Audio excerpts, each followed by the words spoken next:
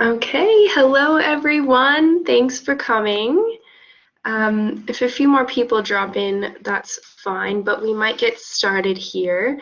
My slides do look a tiny bit different here on Collaborate, so I'm sorry if any of the formatting makes you miss anything, but I'll go over it in detail. If you have any questions as we go along, please use the chat function, or like you said, just put them through on the audio in your microphone. That's fine as well. I really want to make this session tailored to those of you who are attending here. So if you could just use the chat box right now and let me know, do any of you already have a LinkedIn profile set up? Just so I know what to cover here. Okay, some of you. That's okay if you do, it's okay if you don't. I just want to know so I can direct the workshop in whichever direction. Okay, thank you. All right, now that we know that, let's get started. So about me, my name is Jen. I am the Student Representative Support Officer here at UNSA. I'm also a bit of a LinkedIn lover. I've had my LinkedIn account for almost 10 years now. But don't be intimidated because it's never too late to get a LinkedIn. I just particularly am really interested in it. I'm originally from Iowa in the United States, but I came to Newcastle to study my double master's, which I finished last year in business admin and marketing. I got my undergrad degree at the University of Iowa, Tippie College of Business, again, marketing and a leadership certificate. So that's just so you know a bit about me. And what are we going to cover today? Well, I'll go over a bit about what LinkedIn is, what are the benefits and uses, some statistics that you might be surprised to know about LinkedIn. Then I'll go through all the components of your own LinkedIn profile that you can work through on your own. I can also share my own screen and show you my own LinkedIn profile so that you can really understand how the functions work. Although LinkedIn is pretty user-friendly, so when you're building your own profile, it gives you lots of prompts and tips on how to get it looking great. We'll also talk about the visibility settings, how to make connections, what your LinkedIn feed is like, how to use job searching functionality. We'll cover LinkedIn Learning, which is something that is free to all University of Newcastle students, which I really advise everyone to take advantage of if you have spare time. We'll also go over LinkedIn InMails, how to send InMails the right way, and a bit about LinkedIn security, and then we'll have time for some questions. But as Hugh said, if you have questions as we go along, feel free to put them in the chat box. I want to make this session tailored to you, so just let me know what I can help with, and I'll do my best. And we'll also send out these slides at the end, as well as a list of helpful resources and links that I found in creating these slides. I will say, though, before we move on, that LinkedIn changes quite a lot, as most social media or platforms online change all the time. So last year I ran this workshop, and before we ran this workshop today, I had to update all of my slides because LinkedIn has changed so much. So not to be alarmed, but I am not an expert because the platform changes so much, but we'll do our best. So what is LinkedIn? Now, this is directly from the LinkedIn website. So it's the largest professional network on the planet online, and you can use it for a number of functions. It's not just to toot your own horn about your own accomplishments. You can also use LinkedIn to connect with industry professionals. You can learn things via LinkedIn Learning. You can build relationships. You can also find cool internships or volunteer opportunities. There's so many possibilities, so I'll do my best to cover everything today, even though this could be like multiple sessions, but we'll try to give a brief overview. If you have a LinkedIn profile, once you do get it even just slightly out there, it can be very, very beneficial. Something is always better than nothing when it comes to a LinkedIn profile, so even if you just start off with your name, a little bit about your experience and your education. That's a lot better than not being on LinkedIn, but we'll go through that as well as we go along. You can also use LinkedIn to join groups and organize events. You can write articles, you can post photos, videos, and more. So that's what we'll be covering. So why should you have a LinkedIn profile? A lot of people might think that, oh, I don't study business or I don't study law, so I'm not really sure why I need to have a LinkedIn or why I should think of making one. It's really important as the job market becomes more and more competitive and more people go to uni and they go and maybe go to the postgraduate route. They are doing more and more to get a job. So LinkedIn can be a good way to get an extra leg up. If you showcase your skills, your experience, that can really make you stand out to employers. You're also more findable. So a lot of recruiting is done online these days, of course, as you might have guessed. And just having even a bare minimum profile out there so that people can find you, depending on the industry, that could even be enough for someone to offer you an interview. I've heard of it happening before. So it's really, really valuable, and it's probably only going to get more valuable as we go along. You can use it to keep in touch with people more easily across international borders. So in the past, you might have had someone's phone number or even their work email, and then once they get a new job or they move somewhere, then you have no way of contacting them. So LinkedIn, like other social media, is really beneficial when people are moving around from job to job or city to city. You can always keep in contact with them through this. Other uses for LinkedIn, you can keep tabs on people that are leaders in the industry that you're in. You can learn quite a lot just from following prominent people in your industry. You can also find, like we talked about, tons of internships, opportunities, volunteer positions, all through LinkedIn. You can also publish your own posts. You can write your own articles. Some of you might have a lot of skills and experience that you want to share. You can do that with LinkedIn as well. Become kind of a content creator like you see on Instagram or TikTok. The same goes for LinkedIn. You can become a LinkedIn influencer if that's something that you would be interested in. But the sky's the limit with LinkedIn. You can, there's also stories and you can go live, I believe. It's turning into a bigger and bigger platform. Like we talked about, LinkedIn Learning, I can't stress enough, it's a really awesome resource that's there for anyone to use. Maybe since semester break is coming up, if you're not completely burnt out of learning, you might want to explore that as well. So here's some statistics. LinkedIn was launched in 2003, so just right before Facebook, believe it or not. It's available in 24 languages, over 200 countries. And it's not just something, I think in the past people maybe thought this was not something that was used outside of the US, but it's actually almost over 3/4 of the users on LinkedIn are outside of the US. And over half of LinkedIn users are between 25 and 34 years old. And 40 million people search for jobs on LinkedIn every week. And here's the kicker, 3 people are hired via LinkedIn job postings every minute. So that's over 4,000 people hired every day on LinkedIn. So if that's not enough to convince you to get a profile or to polish your profile, I don't know what will be. Also, when we talk about later posting on LinkedIn, adding an image to your LinkedIn post will double your engagement, and adding an image is kind of a reason for people to stop scrolling almost, but we'll talk about that a bit later.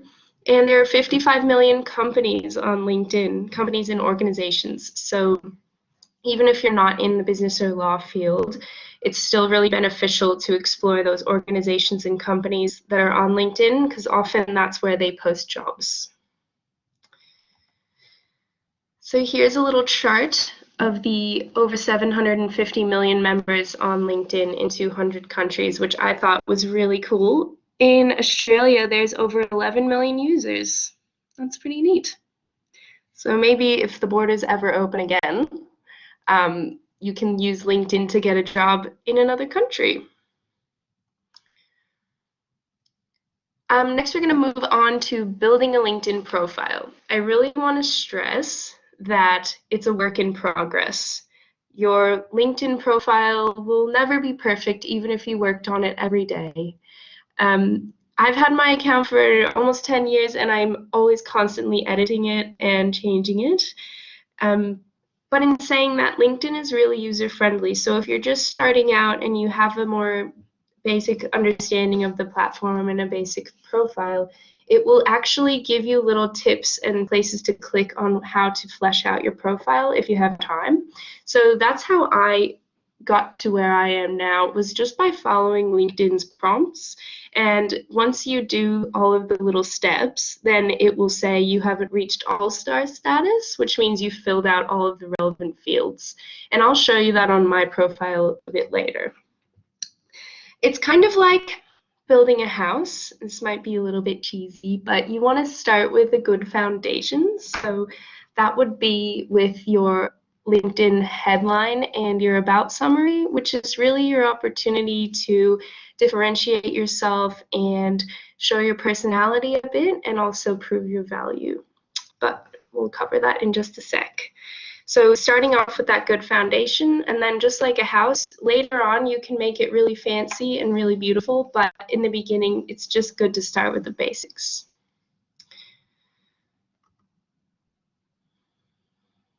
Ooh. Uh-oh. 1 second. Just, oh. Okay, so my slides have reformatted themselves a little bit, but here is a little screenshot of what your profile could look like. So at the top there, one brand new feature that they just added was the ability to add your preferred pronouns, which I think is really cool, up at the top.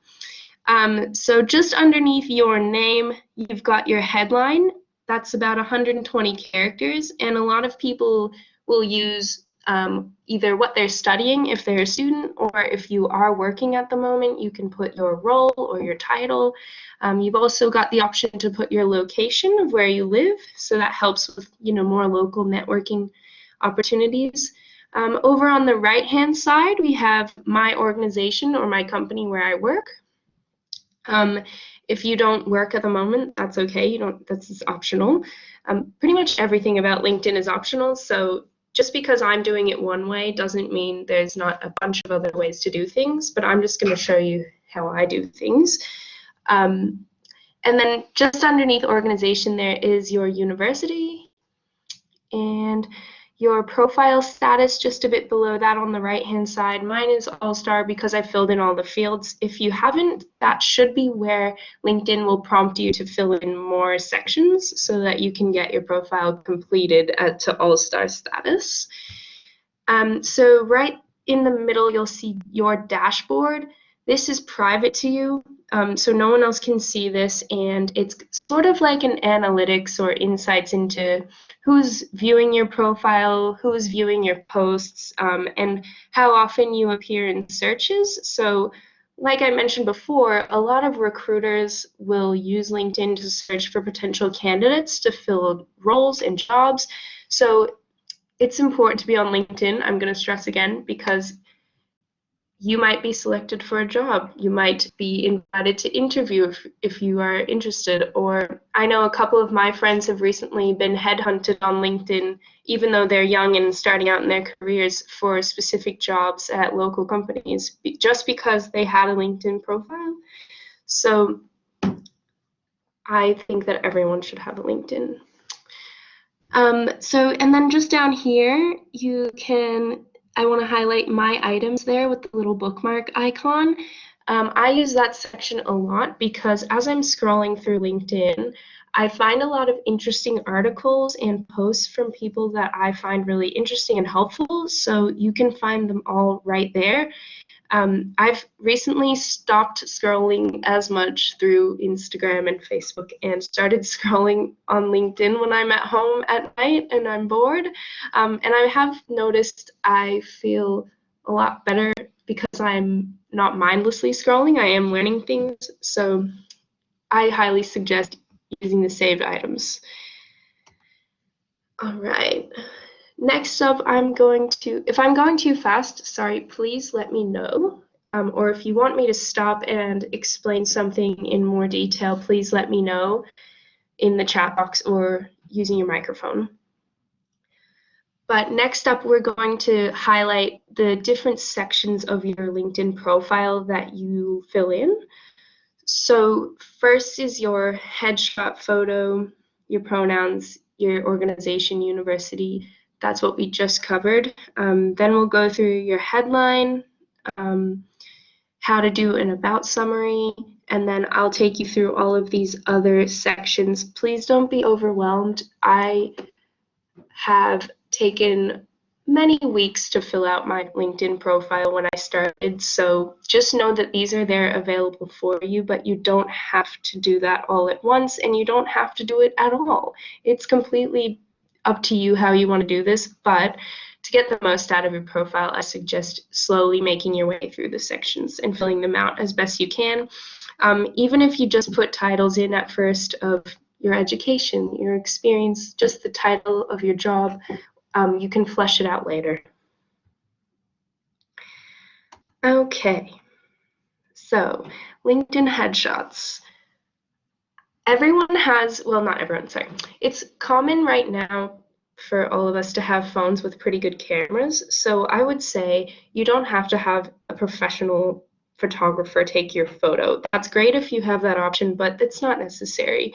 If you are in need of a profile headshot, I would just maybe ask a friend or ask your partner or your sister or your mom to take a photo of you, maybe in front of a blank wall or a plain background, and make sure you smile, look into the camera, not a fashion model shot looking away, but make eye contact, wear appropriate clothing, maybe a blazer, and just make sure when you put it on your profile that you crop it a bit, so you don't want your whole body to be in it. You just, as it says, your head, a shot of your head. So as this guy down here in the bottom, don't do a selfie. Don't crop yourself from a group photo. I know that some people think that you can't tell, but you usually can tell. Try not to have a distracting background as well, so any plain colored wall or plain pattern, I guess, would do. And try not to use excessive filters. I mean, of course, if you want to use a little bit of a filter, I'm never going to say no, but just try to keep it as professional as possible. And try not to put anything extra in the photo, like don't be holding your cat or your dog or wearing a funny hat or something. So it's pretty self-explanatory, but if you don't have a photo too, that's okay. You can have your profile without a photo, but I would suggest when you get time or you have the chance to upload a photo. You also can upload a cover photo, but that's completely optional as well. Again, I would probably try for something simple versus something with a bunch of people in it. But we can, if you have questions about that, feel free. So next up, your LinkedIn headline is what's right underneath your name. So when someone clicks on your profile and they scroll down, they'll see your name, your pronouns if you choose to include those, and then the headline. So it's more like what you do or who you are. It can be your title if you are working at the moment, but it doesn't have to be. So here's some examples. If you're still studying, or if you're studying and you haven't started working in your chosen field yet, you can say aspiring software engineer, for example. Or if you want to get a bit more creative with it and you are working, you can say your title, like marketing analyst, and then a little bit of a catchy line about what you do, who turns chaos into order, or who loves working with numbers, or you can have a little bit of fun with it, but I wouldn't get too creative until you get to the about section. When I say simple, I don't mean super generic either, so try to avoid just unemployed and looking for work or uni graduate seeking entry-level position. Try to make it a bit more specific to you and what you want to be or who you are. Next up is your about summary. So that is much more space for you to write. The headline is just 120 characters, but this one is 500 words. So you can do a couple of paragraphs if you'd like.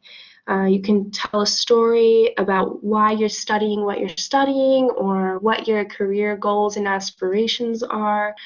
You can describe what you've done in terms of volunteer or work experience, internships, your skills, what you value, your passion. You can put in some examples of your personal successes if you want to. You can really make this what you want, as long as it's professional, of course. You can show your personality and character, and I would highly recommend doing that so that you can make yourself stand out a bit from the crowd. And you could end the section with a call to action, like connect with me if blah, blah, blah. So I'll show you a couple of examples. So I'm not going to read directly off the slide, but these people tell a bit about their story. So where they grew up, where they are now, so at whichever university, in our case Newcastle, what degree they're doing, what their interests are as far as research in their career, and they ended with a call to action there. I'm interested in making relevant contacts. You can contact me directly via your email or via LinkedIn Mail, which is the messaging service. Another one down there is probably for someone more experienced or more farther along in their career, experienced leader, or you could even say aspiring leader if you're just starting out, what sector you want to be in, a little bit about what your skills are, although there is a massive skills section a bit further down in your profile. Some of you have probably already filled that out. But this is one of the sections that I'm always changing depending on what you're doing and where you find yourself. Of course, I always recommend maybe looking at it once a year, once you've already graduated, maybe changing it up a bit, but it's up to you.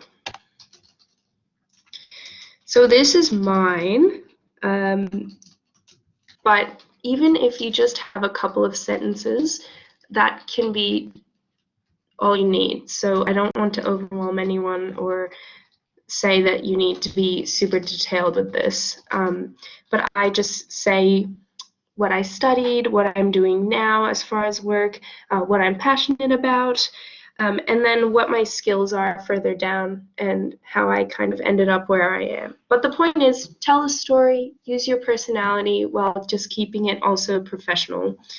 And write in your own voice. Try not to be robotic.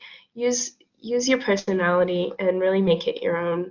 And if you have time, you can always look at other people's and get different ideas, or I think it's nice to write it out kind of by hand, because I'm always like switching things around and exploring what I want to say. So I recommend that. Next up in your profile below your About section is featured posts. This is completely optional, but I wanted to include it so that you know that you can do this. You can choose to pin your, I guess, your favorite or your best posts. Oh, thanks, Renee. Yep, when you get the chance, everyone, please mark your attendance.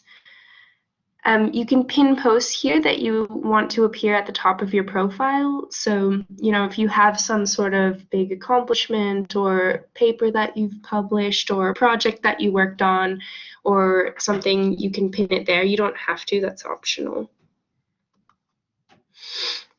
Then next up after your featured posts is your work experience.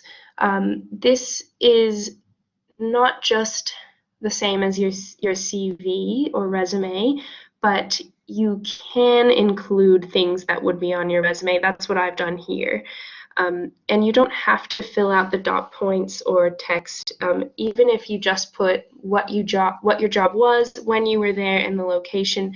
That's a good start, and you can always flesh it out later. So down there, I have one of my older jobs I was a bartender, and I just have that there. But you can flesh it out like this with different dot points and showcase your skills. This is something the career service could really help you with, is using those action verbs and demonstrating what you've done and how you bring value to whatever job you are in or internship. Good question. So with the featured post, would you need to create a post on LinkedIn first before you pin it? Sorry, I should have covered that. Yes. So that's after you've made a post. Then I'll go back to that slide. So on the little plus icon there, you can choose from your post that you've already made. Now, there is that little text there or pencil, so you might be able to create a post and feature it automatically as well. But we can go through that when I go through what LinkedIn really looks like. I'll show you my own profile and we can check. But very good question.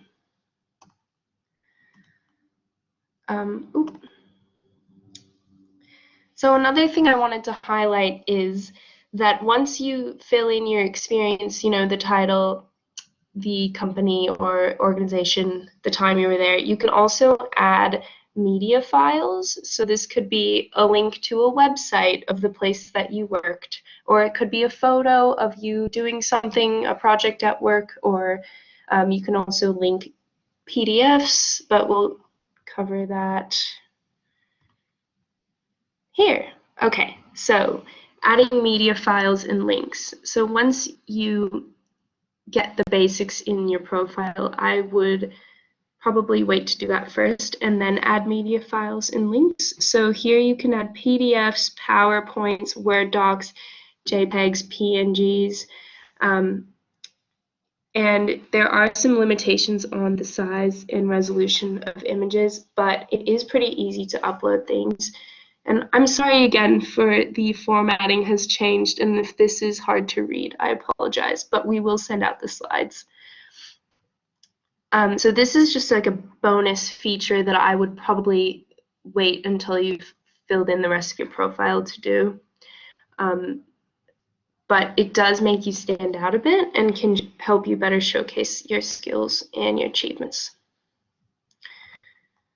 So here's some screenshots of some people that have some really cool media files there. There's a video here on the right side. There's an article that someone wrote. Over on the left, there's links. The only thing that I would watch out for with links is if the links expire or they break, then obviously that's not going to look as great on your profile. So just double check those every so often to make sure if you have a link in there that the link's still working. The next section below that is your education. So again, I would start simple, put the university that you went to, or you can also go down to the high school level as well. What your degree was. You can include your GPA, but that is completely optional. That's another thing you can ask the careers service about.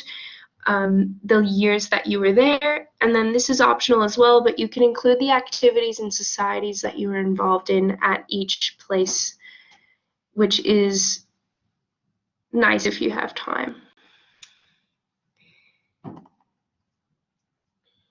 The next section is licenses. Oh, yeah.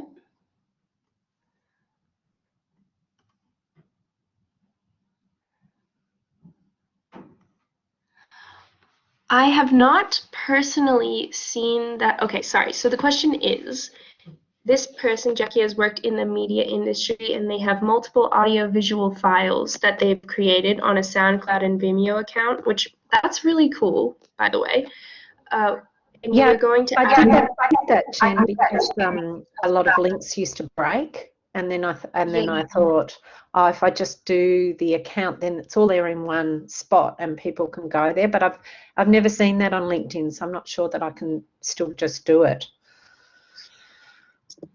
I personally haven't seen that, but I can do a bit of searching around and see, because I'm sure a lot of media professionals have figured a way around that. Would you mind if I got back to you about that? Yeah, that's fine. Thank you. Yeah, of course. Actually, Hugh is just looking it up for us now. So There's also another thing called clippings.me, which allows you to upload like free for like 8 PDFs or Word documents that you might have published before if the links break. And I was also thinking about adding that in the same way as SoundCloud or Vimeo. I think you'd definitely be able to add that one. Yeah. That's a very good tip. I'll put that in the chat, clippings.me. Yeah, that's really good. And it just means that if links break, sometimes if you've got an article that's online and it's been online for 5 years and then suddenly it's not for some reason because that organization has decided to, I don't know, move on, then you kind of lost it. But if you control that repository yourself, then yeah, you've got more control over it, I suppose. That is a great tip. I will add that to if we run this workshop again, I'll be sure to mention that. Thank you. If anyone else has any other tips as we go along, please share them with the group. This is a learning experience for me as well, so awesome tips.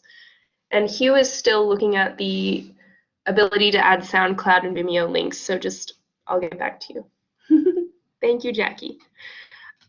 The next section that I want to highlight is licenses and certifications. So when I started out, I didn't have any licenses and certifications, and that's fine. But things that you could add here are if you've got your first aid or mental health first aid or your RSA or RCG, or one that a lot of students have here at the university is Generation Governance, which is popular with student leadership and clubs. So I've got that one there from when I was a student. I've got Mental Health First Aid, Ally Training, another very popular beneficial training here at the uni, which runs periodically.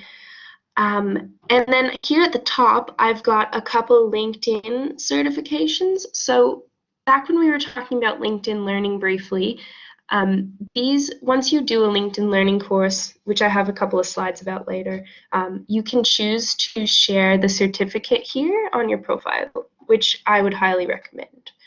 And we'll touch on that in further detail in a little bit.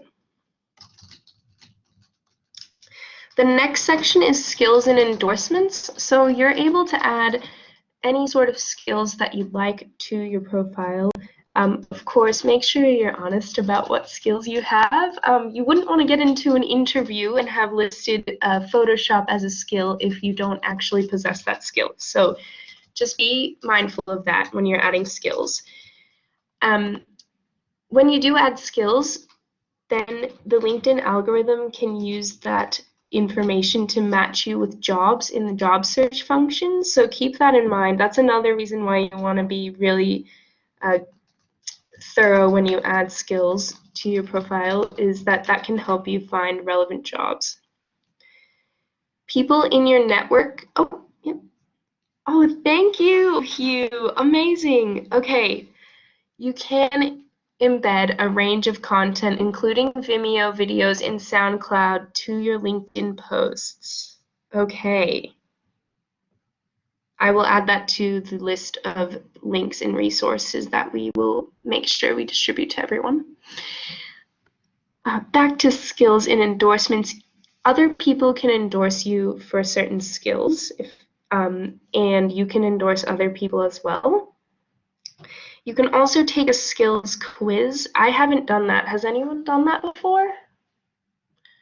That's something I should do to find out what it's like.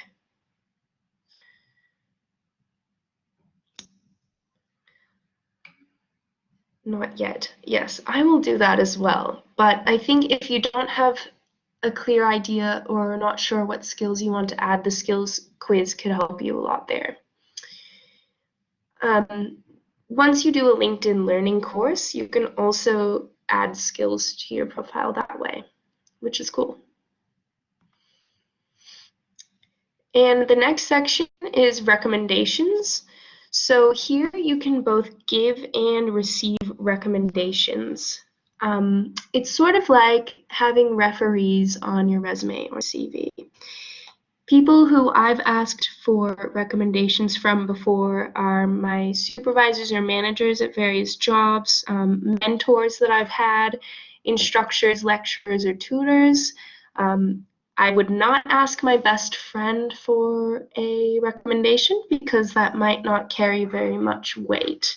I would advise that you want to be careful about who you ask for recommendations and who you give recommendations to make sure it's professional and honest at all times.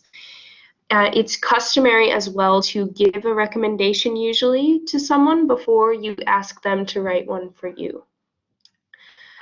That is what I've learned from career services at other universities and this university as well. That is usually recommended. But this, again, is optional, but it does help flesh out your profile. On your profile, at the very top, underneath your name and your headline is where you can add more sections. So when you go through my profile, I'll show this to you in real time as well.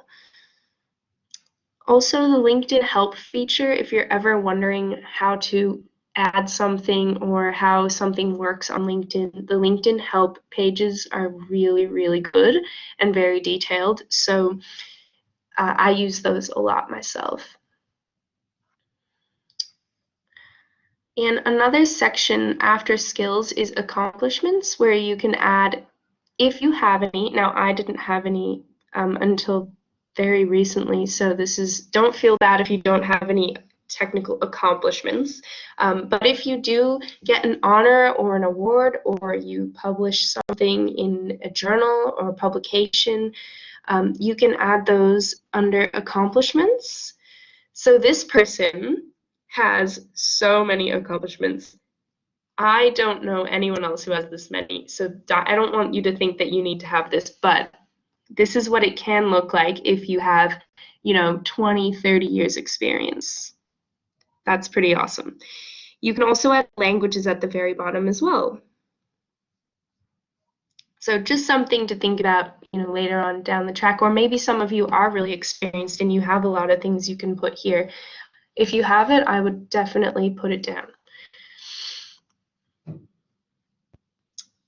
Oh no, okay, so sorry about the formatting. I will just read this out. So remember that on LinkedIn, especially on the default settings, it's very transparent what you're doing. So if I go and I click on my colleague's profile, they will be able to see that I've looked at their profile. That is, unless you change your visibility settings, which I'll show you how to do if you would like. As well as how you interact with content. If I like a post or I comment on a post, that can also show up in other people's feeds as well. So as a reminder, try to keep your conduct as professional as possible in the event that other people will see it. There's a lot of positives to this. You can get lots of engagement and see what everyone else is doing and celebrate other people's accomplishments really easily because of this. But at the same time, don't do anything that you don't want everyone to see as well. And I'll show you on my own profile how you can see who's looked at your profile, which is interesting. That can be helpful if you are trying to get a job. If a recruiter views your profile, that could be good. So here in the LinkedIn settings, if you want to remain private, you can adjust your settings here. I've clicked settings and taken a screenshot of what it looks like here. You go down to visibility, and you can choose how you want to be shown when you are interacting on LinkedIn.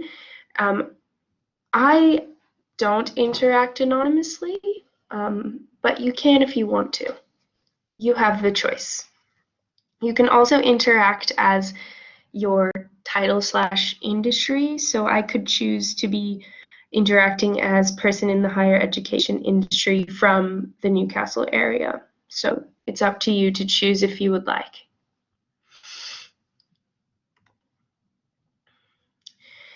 LinkedIn Mail is the messaging platform on LinkedIn where you can talk to people that you've already connected with. If you want to connect with someone, I have always been taught not to just click connect, but to write a message, and we'll go through that on the next slide of how to do that as best practice. But you may receive messages from recruiters that might be wondering if you are open to hearing about an opportunity. That's how my partner recently got his job. Was he had a LinkedIn profile. He had not that much information on his profile, just what he was studying and a bit about himself. And a recruiter sent him an email, asked him if he would be open to a job, and now he's been working at that job for almost a year, and he's still at uni. So that's the power of LinkedIn Mail. I would caution everyone not to click on anything suspicious that gets sent to you. My LinkedIn profile received a suspicious link, and I wasn't very smart or careful, and I clicked on it, and then my profile got hacked. I think that's really uncommon, so I don't want to scare anyone, but I just want to say be really careful. Don't open messages from people that doesn't look legit. But yes, we'll talk about that in a little bit. So back to sending requests and using InMail.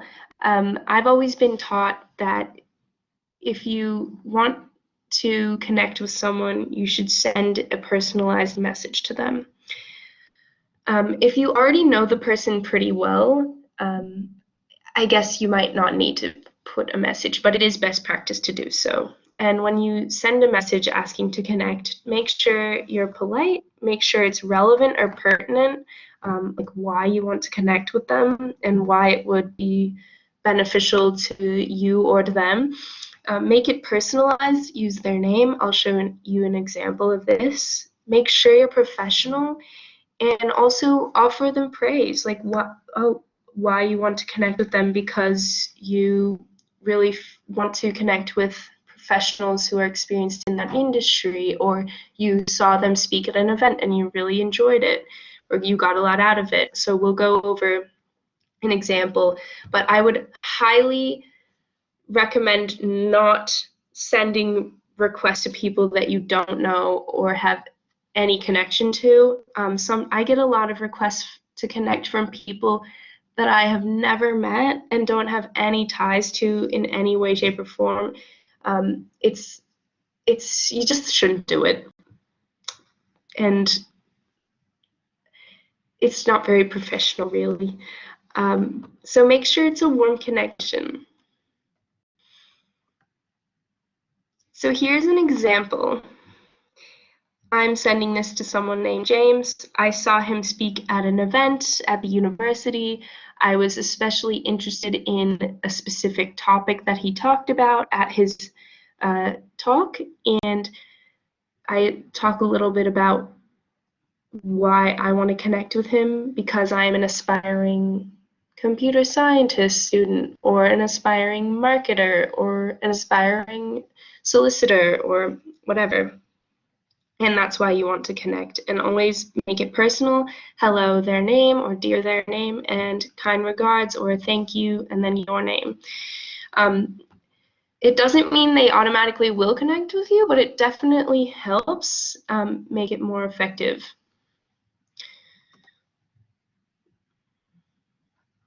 So your LinkedIn feed, it's not just your connections and what they're doing. You can also follow lots of different organizations. Like I follow the University of Newcastle, I follow a lot of other universities, I follow other organizations and companies like we talked about before, there's 55 million different organizations and companies on LinkedIn.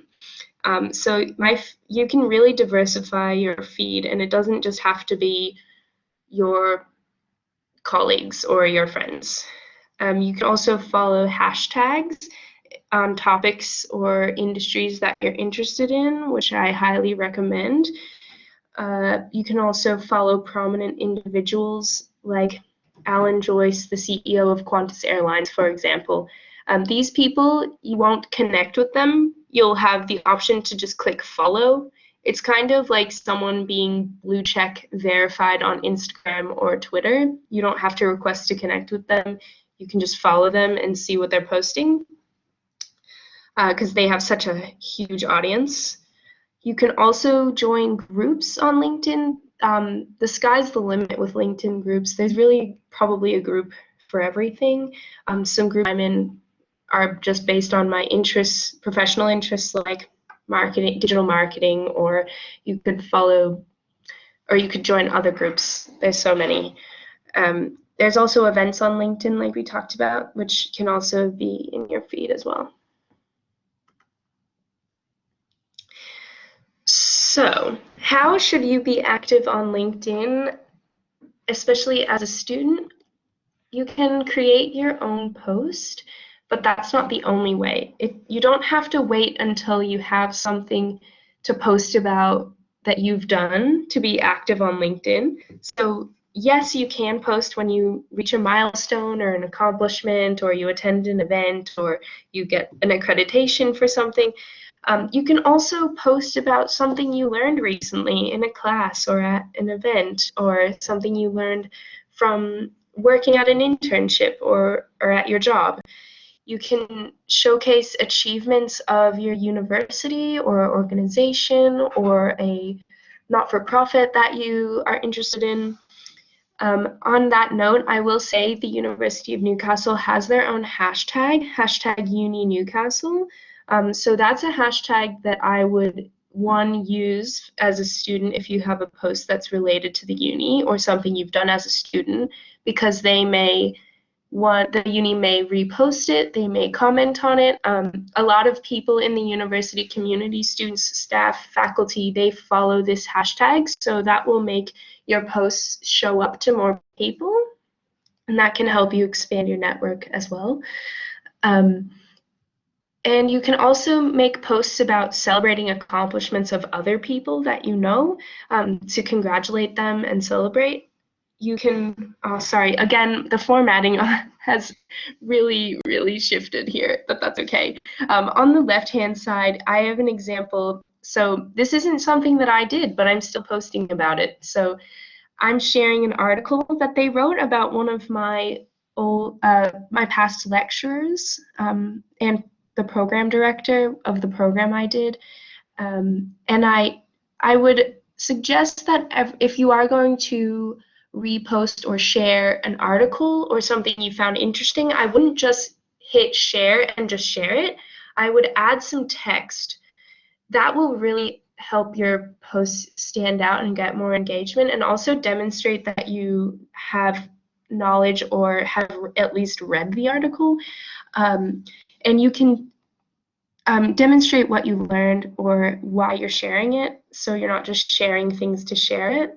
And then you can also tag, so since it's the Australian Financial Review, I've tagged them in it, and I've tagged the University of Newcastle. So doing that will increase your engagement of your post, but you don't have to do that. That's completely optional.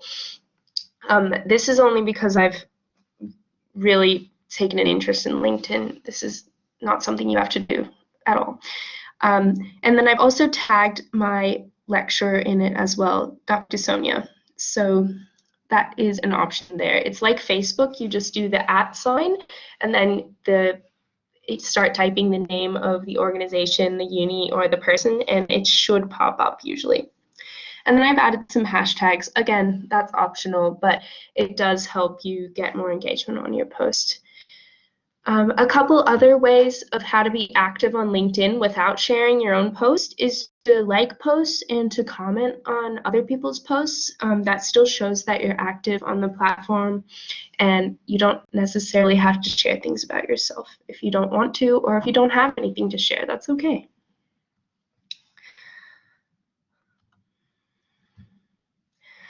Now, my favorite new feature of LinkedIn, semi-new, is LinkedIn Learning. So this is completely free for all University of Newcastle students and I believe staff as well.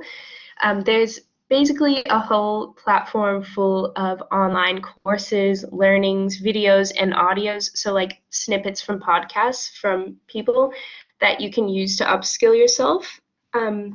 There's 3 different categories of content, which are business, technology, and creative. So there's hundreds, probably thousands of courses, and they're adding more each day that you can use to just upskill yourself. And it doesn't take a huge time commitment. I've done a few that were only 10 minutes or 20 minutes. There's also some that are many, many hours, so you can really choose what suits you best. And I know you're all studying, so this might not be something that you feel like you can take on, but I want you to know that it's there.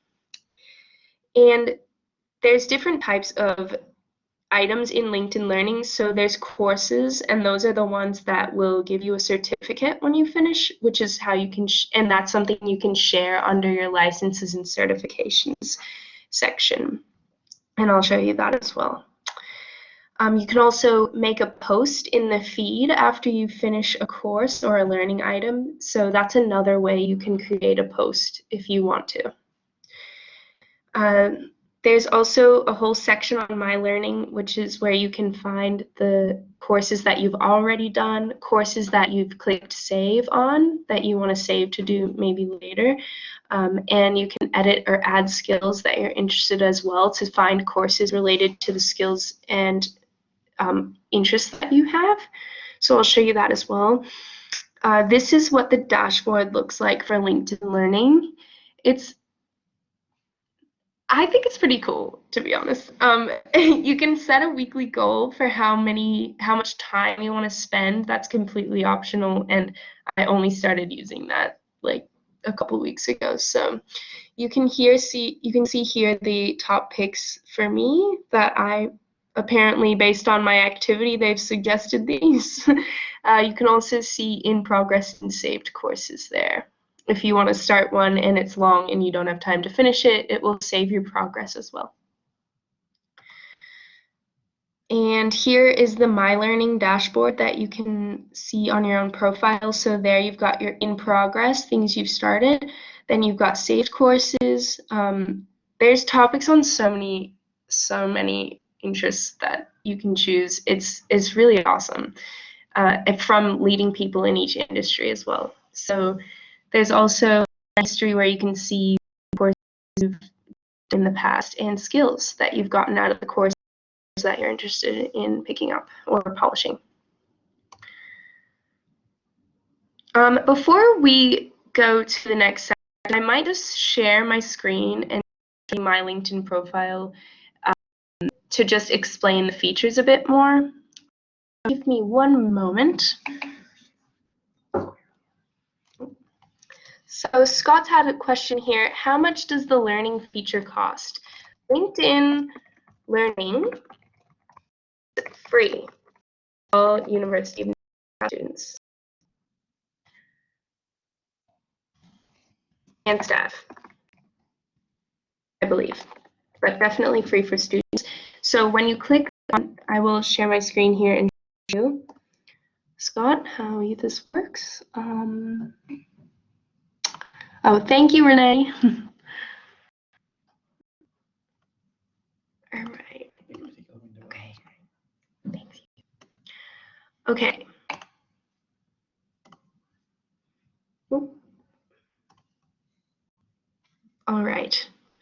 So I hope everyone can see my screen here. So before we go to my profile, I'll just click on the Learning tab here. And for you all who are students, you just click here, University of Newcastle, and it will sign you on, sort of like signing on to Blackboard or MyHub. I'm just going to go here to personal account, though, for myself. And here you can find all of the LinkedIn Learning courses, that, topics for me based on my interests, most liked courses, so you can like and save courses as well, trending, and other suggestions and other groupings within 30 minutes. That's awesome as well if you only have a little bit of time. And my learning, so again, you can see what courses you have in progress, saved courses you've done in the past, and skills. And if you go up there to browse, here's where you can find all of the different topics.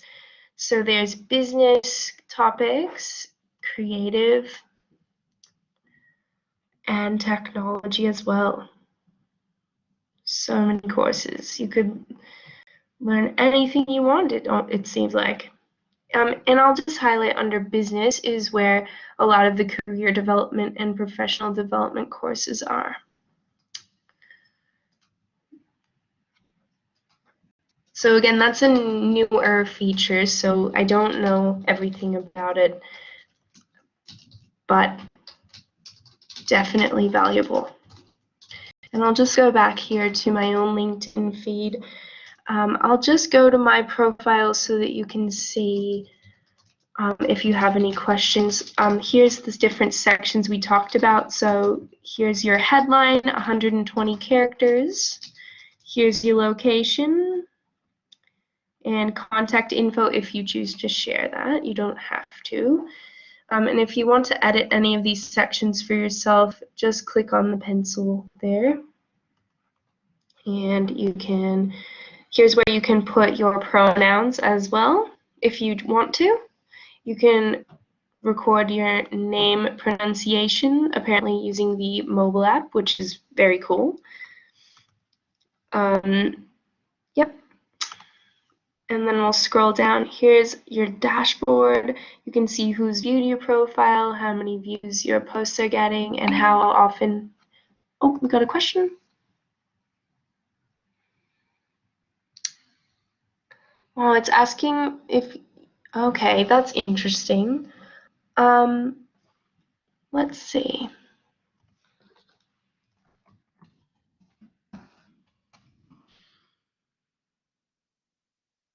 So I'm just going to post this in the chat box. But here is a University of Newcastle resource on LinkedIn Learning. We might be able to find the answer on how to access it. So accessing and logging into LinkedIn Learning as a student. Switch back. No worries, Scott. I hope that this helps. But it says access LinkedIn Learning easily through the MyUON app, also through Blackboard, LinkedIn, and the library databases. So here it looks like you can click to log in, and hopefully that should work, Scott. Right. Thanks for asking these questions. Again, if anyone has questions, please feel free. So here's your dashboard. So again, no one else can see that. Here's your about info. And you can edit any of this as much as little as you'd like. Here's featured posts. And Jackie had a question before. Can you make a featured post right off the bat? Let's see. I don't think so. I think you do have to make the post first and then select it to be featured. Now we know. How did you? Okay. Alicia has a question. How did you choose your cover photo? All right. Scroll back up. So this is just a photo that I took at the beach in Newcastle a while ago. If you want to upload a photo, I'd probably suggest some sort of simple photo like this. It's up to you completely, of course. You could choose something related to your area of study or a photo of you doing something if you'd like. The only problem is it has to be really long and skinny, so that's why I think choosing a simple photo is probably easier. But if you click that pencil icon here, again, you can reposition the photo, whichever photo you'd like to use. You can zoom in, you can crop it, filter, adjust, straighten. Yeah, because I didn't take my photo very straight, so I had to adjust it here, which is nice. You can also upload a new photo here. You can change the photo. Or you can delete it. You don't have to have a cover photo if you don't want to. So I'll just get out of that. Does that help answer your question? Just want to make sure. Okay, I'll scroll down a bit. So here's where you can see your activity. So that's what I meant by being always professional and polite on LinkedIn is important because you can see all of my activity. Here is the experience section. This took me quite a long time to flesh out, so I don't want you to think that this is what yours needs to look like. You can make it your own. You can choose to just have your title and the company or organization if you want to. And the more experience you have, the longer it will be, of course. You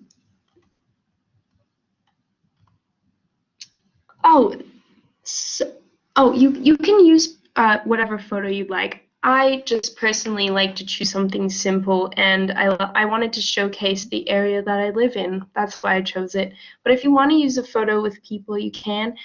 It's just hard to get a photo that fits that long and skinny shape, is the only reason why I said that. Sorry, just to clarify. It just has to be really long and skinny. I can find the dimensions, though, if you'd like, for a LinkedIn cover photo. Hugh is assisting me with that. One moment. You could also choose a photo and resize it in something like Canva to make it fit, as long as it didn't get too stretched. But you can feel free to use a photo with people. I'm sorry if that was confusing. Hugh is just posting right now the dimensions of a LinkedIn cover photo. There we go. I just chose that photo because it's where I live and I thought it was nice, but it's up to you.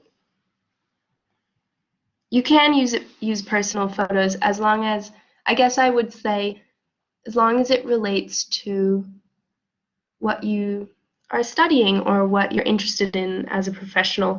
Like, for example, I wouldn't put a photo of me and my dog, probably.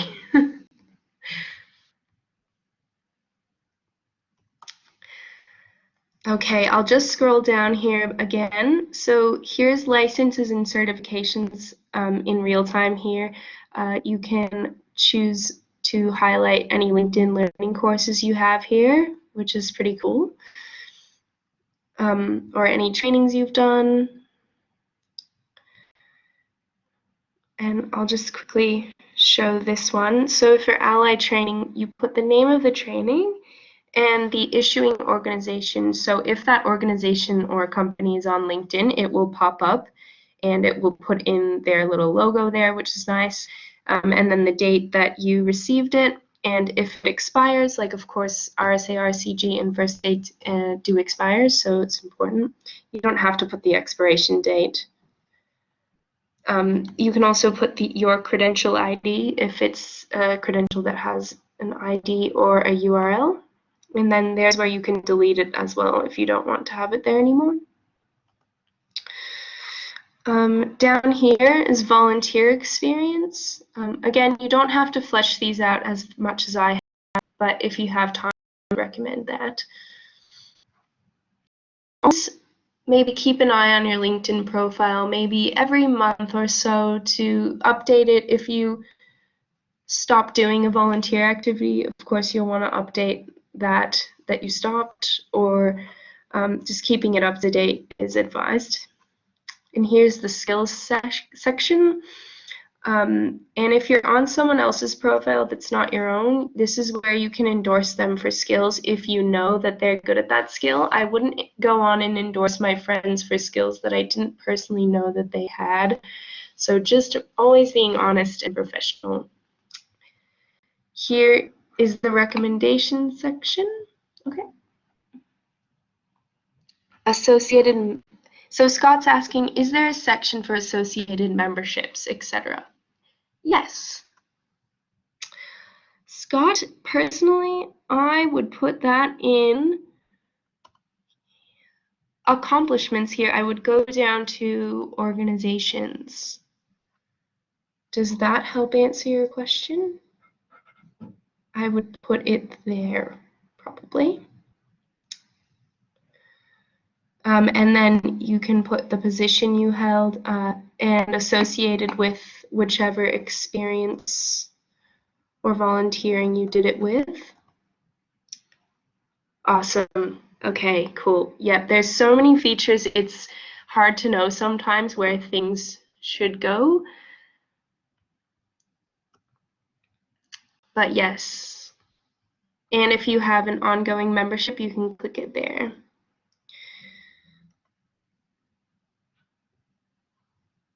So, and then when you go back, you can see, you can put in courses that you've done, organizations that you're a part of or were a part of at one time, honors and awards if you have any. It's okay if you don't. Any languages that you have. And then down here, finally, at the very end, are your interests. So these are things that you have clicked on that you're interested in. So just keep in mind, again, that that is public and people can see that if they go to your profile. But again, optional, you don't have to do that section. Okay. If any other questions about us going on LinkedIn physically, let me know in the chat box.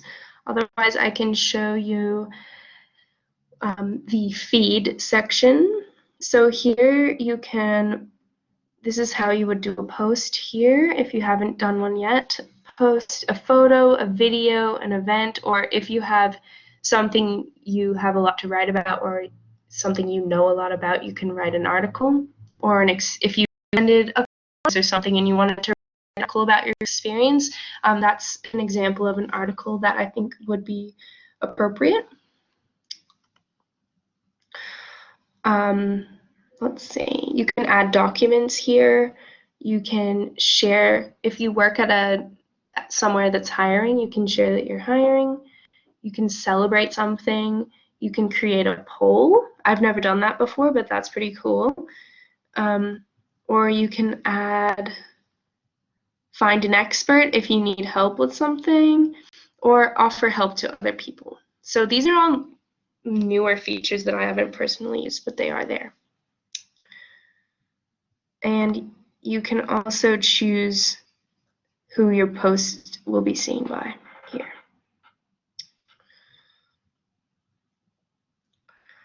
So just ignore this. This will only show up if you manage a page or a company page on LinkedIn. So I'll just scroll down. Here you've got your recent pages or things that you viewed. You can have your groups here. If you join groups, they're all here on the left. And any events that you may have been invited to. I haven't been invited to any events, but they are there. And any hashtags that you're following, they're also there. And discover more. And here's where you can see all of your connections, contacts, people you follow, groups, events, pages, newsletters, if you have any, and hashtags. I don't want to go too deep into this, but I just want you to know that it is there. Okay. I'm just going to stop sharing my screen, but I can share it again if anyone has any questions. There's just a few slides left for those that are still here.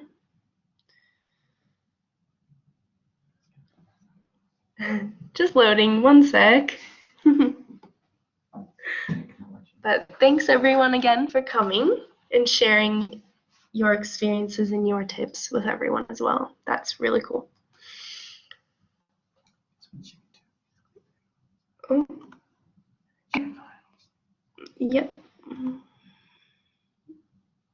Oh, do I click this one? Yep. One moment, just getting everything ready. Thank you, Hugh, for your help. Okay. Okay. So job searching, another really useful function on LinkedIn, especially for those who may be graduating soon or working already, is the job search function, where you can search by the position you want to get or the city you want to live in. You can search by company or by relevant industry that you want to work in. And if you have filled out those sections in your profile that we talked about building a foundation, it will match you with jobs that have the same skill set that you possess. So that's a really cool feature and why I would recommend filling out the skills section. And once you click on a job that you might be interested in, you can see how many people have applied and how well your skills match up, which is pretty cool. Just one of the many job searching techniques that you can take advantage of. Again, the Careers Service has many useful resources and workshops on job searching if you're interested in that specifically. And here's what the jobs section looks like on LinkedIn. So on the left, you've got any saved jobs that you found and you wanted to save to look at for later. Salary section, job alerts if you choose to turn those on, skill assessments, interview prep, resume builder, a lot of features there. I don't know how all of those work, but they are there if you want to explore them. And then it will have, if you filled out your profile somewhat, recommended jobs for you based on your industry, your experience, your education, your skills. So that's pretty cool. One thing I want to note, as I said before, my LinkedIn profile got hacked when I clicked on something I shouldn't have. Not that that will happen to you. That was probably a very rare occurrence. Just always be careful and trust your gut, as you do on the internet always, but don't click on anything that looks weird or is from someone that you think looks untrustworthy.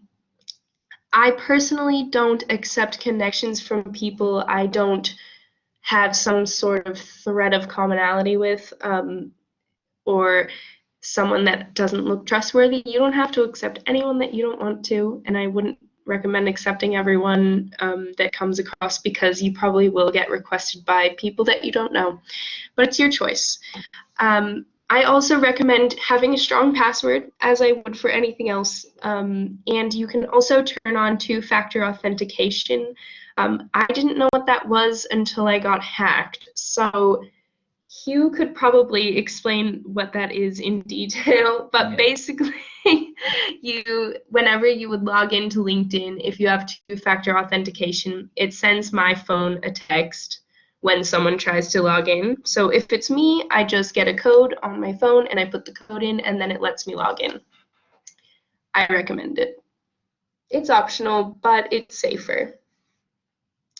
You can also do it using a two-factor authentication app, but LinkedIn will explain that to you if you would like to turn it on in the settings section.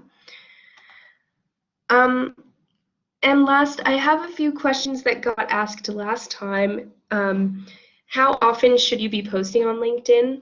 The answer is, it depends. However much you're comfortable with posting, although I probably wouldn't do it more than once a day at the very most, unless you think that's right for you. But you don't have to post that much. Again, like we talked about, being active is more than just posting your own posts. You can read articles, you can like and comment on other people's things, you can celebrate other people's achievements, or follow companies or organizations that you care about. So it really depends on what is right for you. And like we said, do I have to create my own content to be active? No, you can be active in many ways. How often do I need to check my LinkedIn? It depends probably on what stage you're in. If you're just starting out in uni, I would still make a profile if I were you, but unless you're actively looking for a job, I wouldn't probably check it every day, but you can. There's always things to learn and articles to read on LinkedIn. But personally, I check my LinkedIn when I was a student probably once a week, even if it was just for a few minutes. If you're looking for a job, of course, I'd probably be checking LinkedIn quite a lot and making sure all of my information was up to date. And I would definitely be trying to show that I'm active on the platform if I'm looking for a job. You can also turn on email alerts to LinkedIn so that you can get notified if someone sends you a message if you want to. Here are some sources. Of course, we will send these out to you so that you can look at them whenever you'd like.